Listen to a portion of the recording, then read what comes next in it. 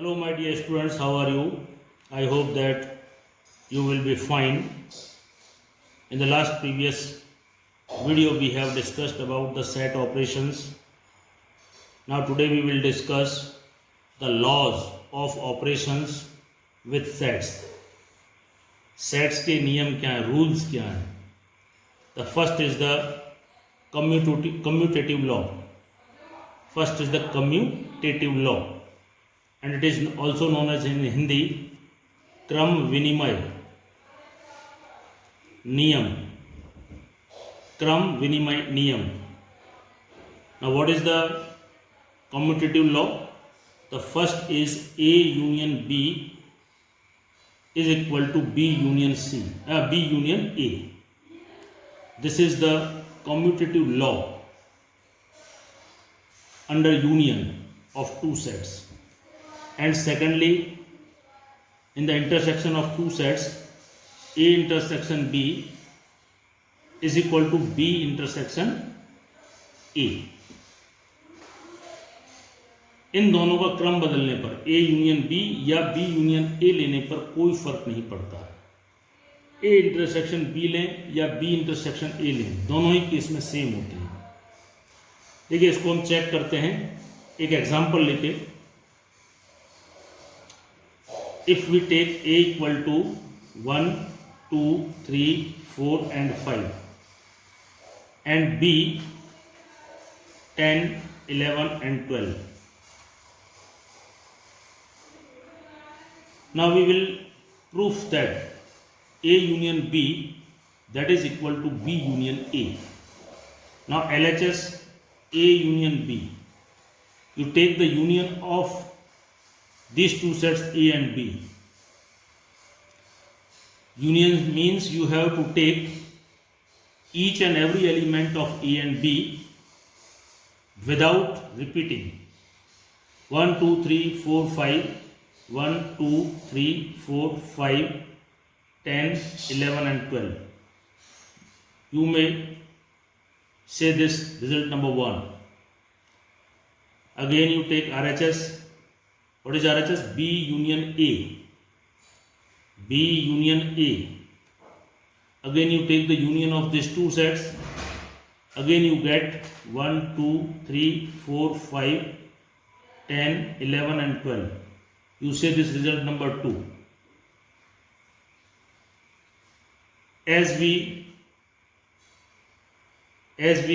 saw that A union B and B union A, both the results are same. दोनों के ही परिणाम समान हैं, इसलिए आप कह सकते हो कि A union B is equal to B union A. In this way, the commutative law follows under the union operation. Similarly, you can prove that A intersection B is equal to B intersection A. In this case, A intersection B, there is no common element in A and B, therefore it is 5. Similarly, B intersection A, that is also 5 because there is no common element in B and A. In this way, these two results are also same, therefore A intersection B is equal to B intersection A. In this way, you can say that the commutative law also follows on, also true, commutative law is also true on the intersection operation between two sets. Now, what is second law? Take the second law, that is associative law.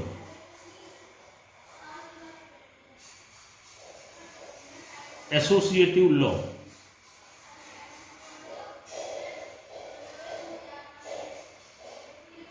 Now, what do you mean by the associative law? Associative law is also described on both the operations union as well as the intersection. First take A union B union C, that is equal to A union B union C. Secondly, A intersection B intersection C that is equal to A intersection B intersection C. पहले A union B निकाल लें, फिर उसका result आए उसका union C से ले लें, या पहले बी यूनियन सी निकाल लें उसके रिजल्ट के साथ ए का यूनियन ले लें, दोनों ही तरफ से रिजल्ट आपको सेम आएगा। अगर हम इसकी बात करें एक एग्जांपल लेके, तो मान लीजिए कि if A is equal to A E I O and U and B is equal to I O U, let us we prove the second part. Take LHS A intersection B intersection with C. So let us first take the intersection of A and B. What is the intersection of A and B? That is I, O and U. Here there are three sets A, B, C. तो one set B, C और ले लीजिए, C is equal to मान लीजिए कुछ भी, that is A and E.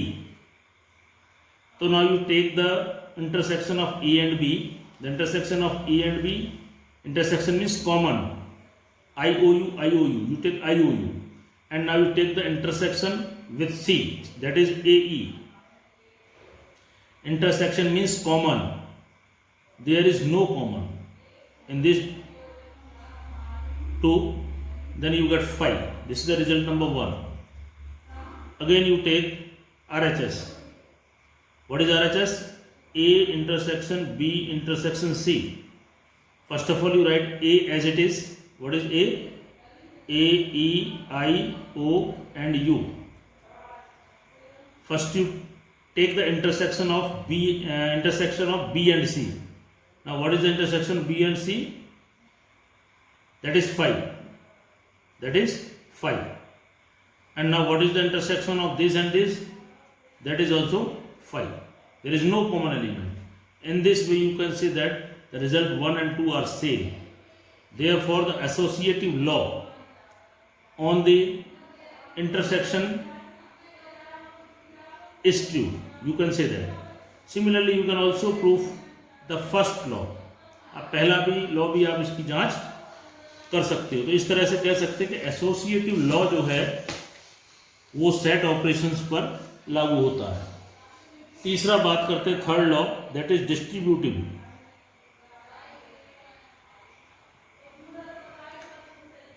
जिसको हिंदी में हम बंटन का नियम भी कहते हैं। पहला है आपका A union B intersection C, that is A union B intersection A union C. Similarly दूसरा है A intersection B union C. तो क्या हो जाएगा? A intersection B union A intersection C. इसको भी आप ले लेते हैं। मान लो सपोज ए एक तीन आप वो ले लीजिए, जैसे ए है आपका 1 2 3, बी है आपका 2 3 एंड 4 और सी है आपका 3 4 एंड 5। तो कोई भी इनमें से एक ले लेते हैं। चलो हम फर्स्ट वाला ले लेते हैं, उसका LHS ले लीजिए। LHS left hand side, it is A union B intersection C. तो A as it is, A आपका है 1 2 3 यूनियन आपको बी इंटरसेक्शन सी, दोनों इंटरसेक्शन ले लीजिए। Intersection means common elements. Common यहाँ पे है केवल 3 4, दो है 3 4 3 4। Now you take the union of this two. Union मतलब सारे ले लेने, रिपीट नहीं करना। 1 2 3 and 4, you say result number 1. Now you take the RHS of the first result, A union B intersection A union C. Now you first take the union of A and B. A and B union. What do you mean by the union? You have to take in each and every element of A and B without repeating. Means 1 2 3 and 4 intersection Now you take the union of A union C. A और C इन दोनों का union लीजिए. Union मतलब सारे element लेने without repeating. 1 2 3 4 and 5. अब इनका आपको लेना है intersection. Intersection means common element. 1 2 3 1 2 3 common, 1 2 3 and 4 is also common. 5 जो है इसमें है लेकिन इसमें नहीं है. तो in this way this is the second result. Now as you आप देख सकते हैं कि result 1 and 2 are the equal results. Therefore you can say that the distributive law is also follows on the set operations from 1 and 2. You can write A union B intersection C, that is equal to A union B intersection A union C. Similarly, you can also prove and you can prove that the second result of the distributive law. दूसरा result भी आप अपने हिसाब से कर सकते हैं. आपको दोनों रिजल्ट सेम मिल जाएंगे. इस तरीके से कह सकते हैं कि जो सेट ऑपरेशंस पर है वो commutative law, associative law and the distributive law तीनों जो हैं वो लागू होते हैं. यानी कि तीनों जो लॉ हैं वो उस पर उनके लिए ट्रू हैं, सच्चे हैं. अब देखिए इसके अलावा चौथा लॉ है, एक और मैं बताता हूँ कि complement of A dash. Complement of A dash यानी कॉम्प्लीमेंट का complement of A that is equal to A. Example ले लीजिए. If you take u equal to 1 2 3 up to 10 and a equal to 1 2 up to 5. Now what do you mean by the complement of A? u minus A. u में से a को घटा दीजिए. u में 1 से 10 है, a में 1 से 5 है, घटा दीजिए. 6 7 8 9 और 10 मिल गया. फिर इसका कॉम्प्लीमेंट का भी कॉम्प्लीमेंट, तो जो ये आपको मिला 6 7 8 9 एंड 10, इसका कॉम्प्लीमेंट निकाल दीजिए. कॉम्प्लीमेंट का मतलब u में से इसको घटा दीजिए. u में से इसको घटा दीजिए. u में आपके 1 से 10 है, 6 7 8 9 10 घटा दीजिए. 1 2 3 4 और 5. तो देखिए पुनः वापस क्या मिल गया आपको? a ही मिल गया. यानी कि a यानी किसी भी एलिमेंट के कॉम्प्लीमेंट का कॉम्प्लीमेंट निकालने पर आपको पुनः वही सेट मिल जाता है. Complement of A complement set a that is equal to a set itself. आपको वो सेट स्वयं मिल जाएगा.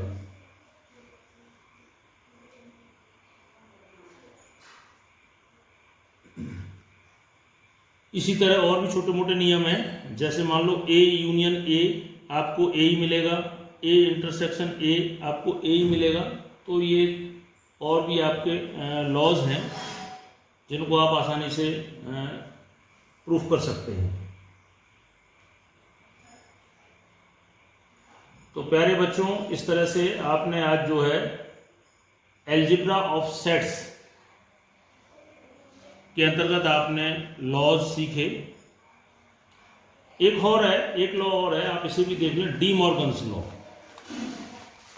एक लॉ और है जिसे हम डी मॉर्गन्स लॉ के नाम से जानते हैं. De Morgan's law. देखिए डी मॉर्गन्स लॉ क्या है आपका? फर्स्ट है A union B dash is equal to A dash intersection B dash, और दूसरा है आपका A intersection B dash is equal to A dash union B dash. तो इसको भी आप एक एग्जांपल लेके प्रूफ कर सकते हैं. If u equal to 1 2 3 up to 10, a equal to 1 2 3 and b equal to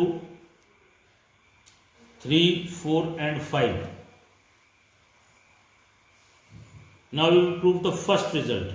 Now what is the LHS of the first result? A union B dash. First of all you find the A union B. इन दोनों का union. Union means you have to take and each and every element without repeating.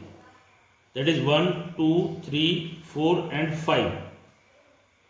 You have to now you find out the dash complement of this 1 2 3 4 5. Complement of 1 2 3 4 5. Complement means you have to subtract this set from u minus this set 1 2 3 4 5. Now what is u? U is 1 to 10. 1 to 10 में से इसको घटा दीजिए, that is 1 2 3 4 5, that is 6 7 8 9 and 10. Say result number 1. RHS. What is RHS? A dash intersection B dash. What is A dash? What do you mean by A dash? A dash, that is nothing but the subtraction of u from subtraction of a from u. u में से a घटा दीजिए. u है आपका 1 से 10 तक, उसमें से a घटा दीजिए, यानी 1 2 3 निकाल दीजिए, तो आपका मिलेगा 4 5 6 7 8 9 और 10. Intersection B dash. What do you mean by the B dash? You have to subtract the set B from u. इस u में से 1 to 10 में से b सब्सट्रैक्ट करिए, यानी 3 4 5 निकाल दीजिए, तो क्या बचेगा आपके पास? 1 2 3 4 5 निकाल देना है, 6 7 8 9 and 10. Now you have to take the intersection of these two sets. Intersection means common. You have to take the common element. 4 there is no common. 4 5 6 6 is the common. You take 6. 7 is the common, 8 is the common, 9 is the common and 10 is the common. Say result number 2. Now observe result number 1 and 2. You get the same result. आपका परिणाम 1 और 2 same है. In this way you can say that A union B dash is equal to the A dash intersection B dash, and this is the De Morgan's law. Similarly, you can also prove that you are able to prove the second result. Second जो result है उसे भी आप अपनी तरफ से proof कर सकते हैं. तो प्यारे बच्चों, आज आपने सेट ऑपरेशंस पर कुछ नियम सीखे, जिसमें कम्यूटेटिव, डिस्ट्रीब्यूटिव, एसोसिएटिव लॉ और डी मॉर्गन्स लॉ जो है प्रमुख हैं. तो ठीक है, आज आप इतना ही रखिए.